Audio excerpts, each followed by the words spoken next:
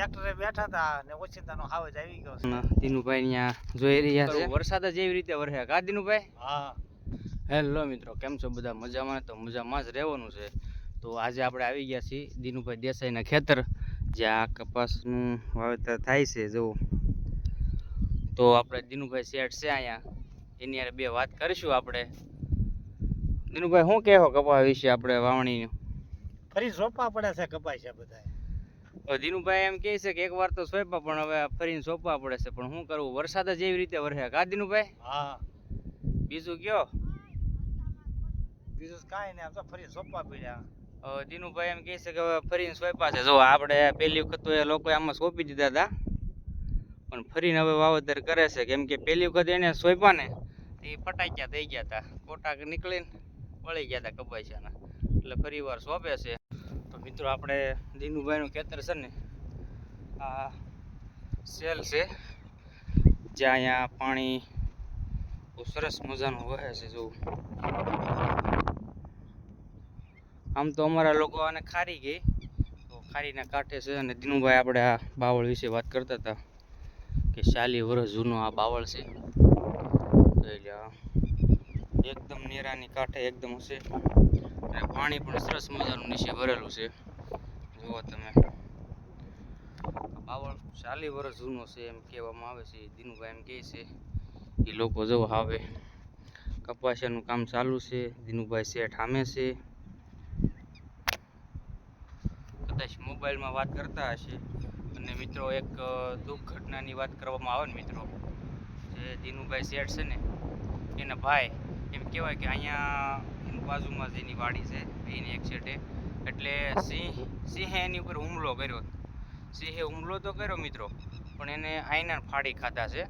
તો હું તમને બતાવું ને, જો આ બાવળ રહ્યો ને આપણે આ પિંજરું રાખેલ છે, તો આપણે એ સાઈડ જાશું ને તો તમને બધું દ્રશ્ય બતાવશું, શું ઘટના ઘટી હતી. દિનુભાઈ આપણને ઘણી વાત કરી, પણ એમાં આપણે પૂછ્યું. અને જો આ નેરું છે, આપણે અમારા ગામના લોકો આને ખારી કહે, તો આપણે દિનુભાઈને પણ બે વાત પહેલાં પૂછ્યું, પછી ભેગા થઈશું. તો ચાલો આપણે એ બાજુ જઈએ. એ લોકો ચા પાણી મેકવાની તૈયારી કરે છે, અને કપાસિયાનું કામ ચાલે છે. આપણે પણ કપાસિયા સોંપવાના છે. ચાલો હવે જો લોકો બધા તૈયારી કરવા મળ્યા છે.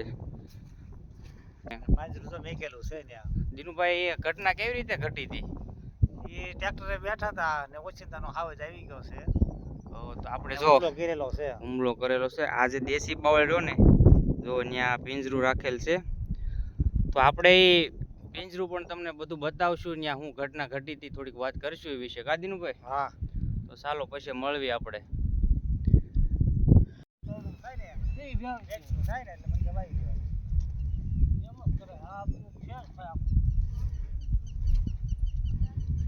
મિત્રો આપણે હવે એ સાઈડથી તો આવ્યા છીએ. હવે દિનુભાઈની પાણી ભરે છે ને, તો પેલી સાઈડ એને રોપ આવેલો છે ખાખરાનો, ખાખરાને પાણી પાવાના છે. ખાખરાને પાણી પાઈને પછી આપણને ઓલી સાઈડ જ્યાં ઘટના ઘટી હતી ને અહીંયા આપણને લઈ જાય. તો પેલા અહીંયા જાય છે, ત્યાં આપણે થોડુંક એના દ્રશ્ય લઈ લેવી.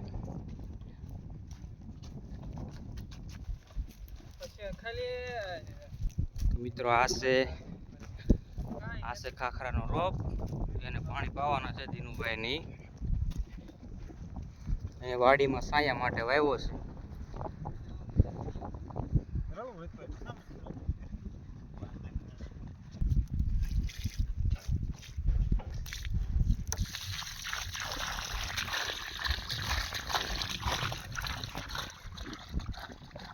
મોટો થાય પછી દિનુભાઈ એને સાયો આપશે કા દિનુભાઈ?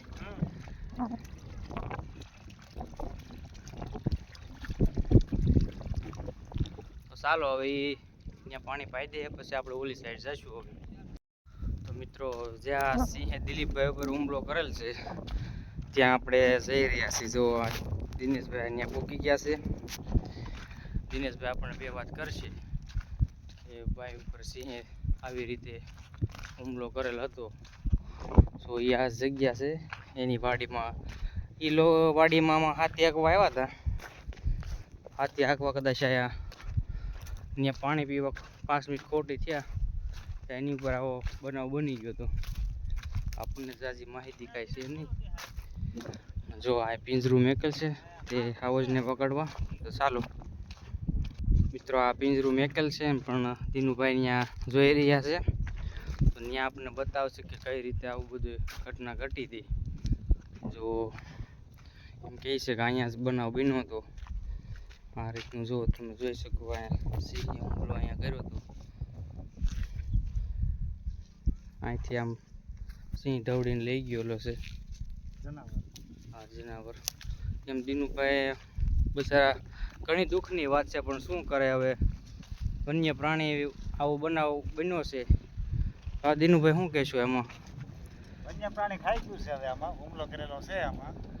હવે એમ દિનુભાઈ એમ કહે છે કે અહીંયા વાડી આટો મારવા આવ્યા હતા કે એમાં હાથી હાંકતા હોય અને એવી રીતે એની ઘટના એની હારે આવી રીતે બની ગઈ. કપડાની બધું આમાંથી મળ્યું. હા, અને એમ કહે છે દિનુભાઈ કે કપડાની બધું અહીંથી આ ખેતરમાં મળ્યું. કપડાની એવું આમાંથી મળ્યું. અને બધું આમાંથી મળ્યું. આ ખાડો છે એમાં સિંહ લઈ ગયો છે. આમાં એને ખાધેલું છે આમાં. આ ખાડામાં આ સિંહને પકડવા અહીંયા પિંજરું મેકેલું છે. એમ ઘણી દુઃખભરી વાત છે, પણ એ લોકો તો શું કરે, આમાં બનાવ બની ગયો એવો. સિંહે આવી રીતનું હુમલો કર્યો છે એની ઉપર. જો આ ભાઈની દિલીપભાઈની વાડી છે.